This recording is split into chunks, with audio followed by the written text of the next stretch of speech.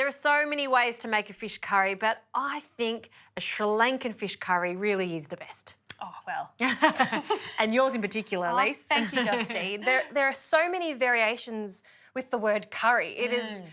No two curries are really the same. Yep. This is an example of a Sri Lankan style of fish curry. Yes. And the curry base is actually so versatile that you could even use this recipe for pumpkin, beans, beetroot. You could turn it into a beautiful vegetarian curry if you so desire. Now, Justine, we're using beautiful rockling today for this fish curry. A firm white fish is ideal. Yes. And the first thing you're going to do is season it with some salt, squeeze over some lime juice, season it with some chili powder, turmeric, and a little bit of coriander and cumin powder.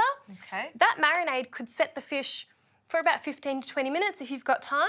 Yeah, I guess because fish is so delicate, you don't need to marinate it overnight at all, really. No.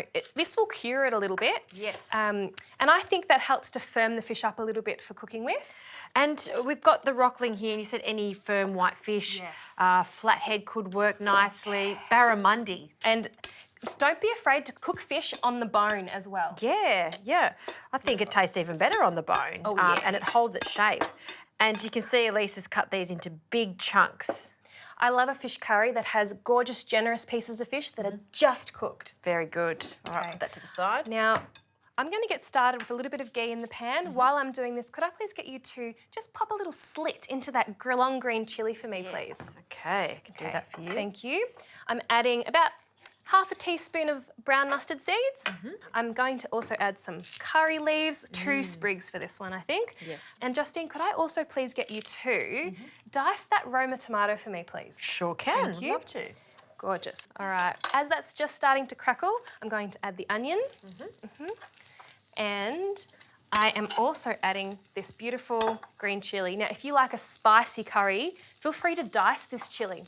But I'm going to leave it whole today because I think our audience here would like things mild. Yes, you know me well enough now to know I like it hot, but not extremely hot. Yes. Medium. I think if it's too hot, it overtakes. Yes, fish. absolutely. I always season my onions when I start to fry them off.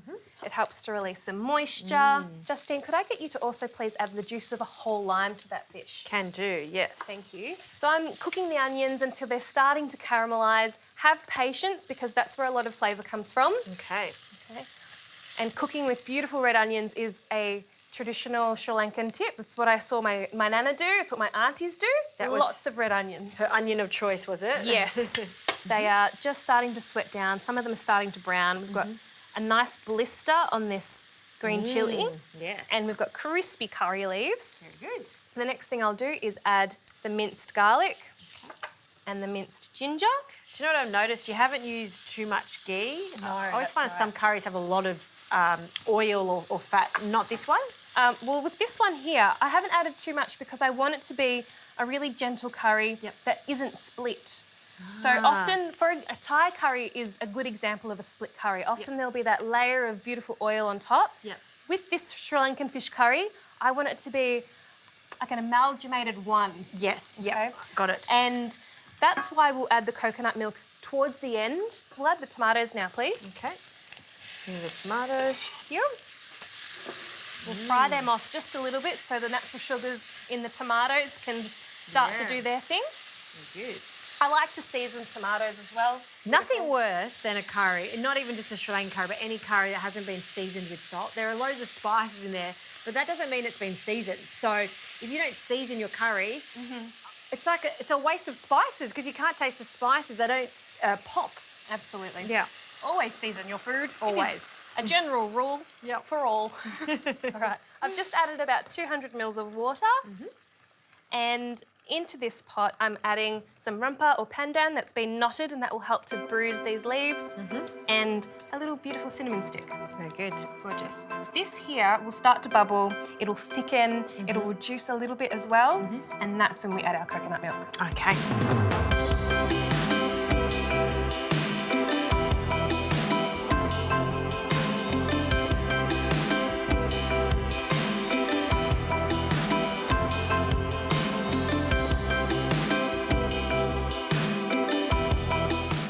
added about 300 ml of coconut milk, as well as some unroasted Sri Lankan curry powder that's available at your local family-owned spice store. Why do you want it unroasted? For fish, I want a milder curry powder, Yep. and also it's not as dark. So the colour of the curry is going to be a little bit more blonde. Very nice. Yeah. Okay. Now this pot here, the coconut milk has been brought to a heat and it's just very, very gently bubbling away. I'm going to spoon the fish into this curry and it's going to gently cook. Okay. We don't want it to be rapidly boiling or anything like that. No, we want to cook it to about 80% and then the residual heat will finish cooking the rockling. Sounds good. Beautiful. While the fish curry is cooking, we're going to make a quick coconut sambal. Nice. So we've got some fresh coconut here. Yes, freshly grated coconut. If you don't have a coconut scraper at home, you can buy this frozen from Sri Lankan or Indian grocers. Yes, yep. Okay, so this is finely diced onion, red onion, and it's just been pounded so that it's starting to be bruised a little bit. Right. That can maybe put half of that in, please, Justine. Sure can. Okay. And that goes. And this is going to be a beautiful condiment to this fish curry. Okay. What's that there? This here is Maldive fish, and it's a ground Maldive fish. You can buy it in flakes. Think of it as like a dried fish product that does the same thing kind of as fish sauce or bonito in other cultures. That's a really nice And so it's quite salty and packed full of umami. Yep. I'm adding about 2 pinches. We can taste it to see if it needs any more. Very nice. Okay. We're also going to add just a little bit of paprika for a beautiful red colour and some chilli powder as well. Love that. Now, just enough so that we get that nice hum in the mouth. Yeah, and this is one of those things you serve on the side, so you can add as much or as little as you like, right? That's right. Yeah. Justine, could I please get you to zest that lime into this bowl for me as well? Do about a cupful of coconut. All right. We're going to add some cracked black pepper. Pepper for you. Yes, please. go. Thank you. And could I get you to please cut that lime? We'll add probably the juice of half a lime. Juice of half a lime. We don't want the sambal to be too wet, but we want it to be popping with citrus flavour. Gorgeous. There we go. All right, I'm going to get my hands in and I'm going to massage it. Right. And you can see the colour just transforming when you massage it all in. Sri Lankan food is typically eaten with your hands. Yep. And you pick up a little bit of sambal, you pick up a little bit of rice, a little bit of curry, and you just go for it. This is going to be good. I'm pretty happy with that. I'm happy with that too. Yeah. Justine, could I please get you to pop this into a little bowl for me? Absolutely. And I'll start to serve the fish curry as well. Okay. Yeah, it doesn't take long at all to cook fish, and like you said, cook it 80% of the way. And this sambal, appropriately served in a coconut bowl. Okay, I'm just breaking out one of those fish pieces open and that looks beautiful and pearly and glistening. Just right. Yes. Okay. In goes our rockling. And because you didn't have that heat on high, it wasn't rapidly boiling, that sauce or the gravy is still glistening, it's glossy, it hasn't split whatsoever. It's beautiful and creamy.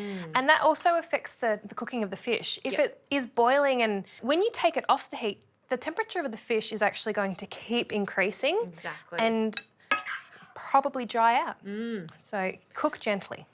Beautiful. And what's this little number here?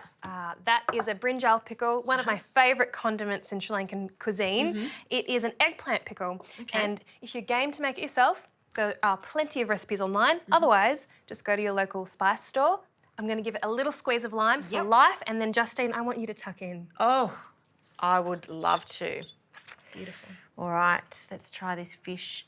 Oh, look at that. Yay. So tender. Beautiful. And I've got to have a little bit of the sambal Oh, yeah. on top. Sri Lankan food, it's one of my favourites. I just think it's so special, so fragrant, and it's so light. It's not heavy at all. I love this curry. I could even just think of other types of seafood that I would add to this. Oh, absolutely. Prawns? Beautiful prawns. Yes. Just poaching them at the end like the fish. Yep. You could add beans and cashew nuts. You could add cashews and beetroot. You could add pumpkin. Anyway, all the vegetables. This is why I love my foodie friends coming on the show, because we could talk for hours and hours about the different combinations. Yes. But for now, that fish curry is an absolute winner. Thank you, Justine.